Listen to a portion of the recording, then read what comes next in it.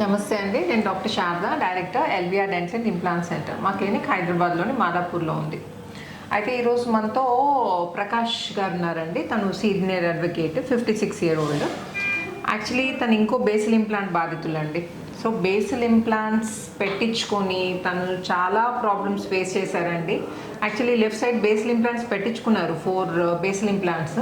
కానీ ఏమైందంటే basil implants అవి లూజ్ అయిపోయాయి కానీ బయటికి రాలేదనమాట. ఆ స్పైరల్ డిజైన్ ఉండటం వల్ల ఎక్కడో ఒక దగ్గర స్ట్రక్ అయిందనమాట. అవి బయటికి రావట్లేదు, స్టేబుల్గా ఉండట్లేదు. సో దాంతో ఏంటంటే తనకి నమ్మడానికి బాగా ఇబ్బంది అయ్యేది. దాంతో మొత్తం రైట్ సైడ్ నుండే తినేసరికి రైట్ సైడ్ నుండి కూడా ప్రాబ్లం స్టార్ట్ అయిందనమాట. సో తను మా దగ్గరకు వచ్చినప్పుడు ఏం చేసామంటే ఈ బేసిల్ ఇంప్లాంట్స్ తీయడానికి, అంటే లూజ్ అయిపోయిన బేసిల్ ఇంప్లాంట్సే కానీ లోపల ఎముకలు ఒక దగ్గర స్ట్రక్ అయ్యాయి కాబట్టి మొత్తం కట్ చేసి తీయాల్సి వచ్చిందండి. సో అలా కట్ చేసి ఆ ఫెయిల్ అయిన బేసిల్ ఇంప్లాంట్స్ తీసేసి ఈ మన కన్వెన్షన్ ఇంప్లాంట్స్ అంటే 2 పీస్ ఇంప్లాంట్స్ పెట్టాము. ఈ 2 పీస్ ఇంప్లాంట్స్ ఇప్పుడు జైగోమా ఇంప్లాంట్ పెట్టాల్సి వచ్చిందనమాట. ఎందుకంటే తనకి బేసిల్ ఇంప్లాంట్స్ పెట్టినప్పుడు అది తీయడానికి మనము కొంచెం బోన్ కట్ చేయాల్సి వచ్చింది కదండి. సో జా బోన్ మిగలలేదనమాట. సో అందుకని జైగోమాటిక్ ఇంప్లాంట్, టెరిగాయిడ్ ఇంప్లాంట్, ఇంకో ఫ్రంట్ ఒక ఇంప్లాంట్ పెట్టేసి దాని హెల్ప్తో మనం టీత్ రీప్లేస్ చేయడం జరిగింది ఇమీడియట్గా 1 వీక్ లోపల. సో ఈరోజు అసలు మనము ప్రకాష్ గారి ఎక్స్పీరియన్స్ ఏంటి, అసలు ప్రాబ్లం ఎందుకు వచ్చింది, తను ఏం ప్రాబ్లం ఫేస్ చేశారు. యాక్చువల్లీ తను ఒక స్టేజ్లో అసలు నాకు పళ్ళే వద్దు అని స్టేజ్కి వచ్చారనమాట. ఈ వీటితో అంతా అంటే ఈ ప్రాబ్లమ్స్ తోటి తను విరక్తి వచ్చింది అనొచ్చు కదండి. Yeah.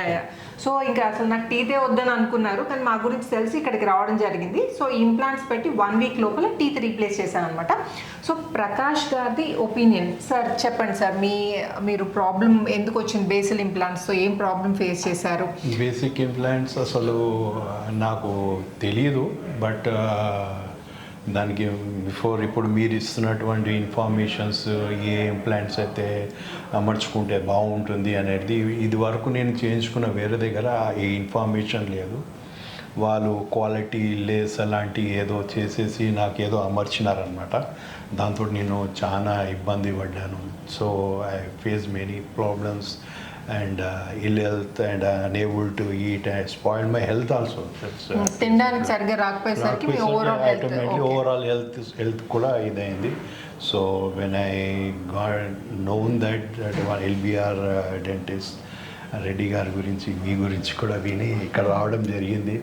I'm very satisfied. And doctor గారు రెడ్డి గారు he's did surgery and well experienced doctor. I am very satisfied.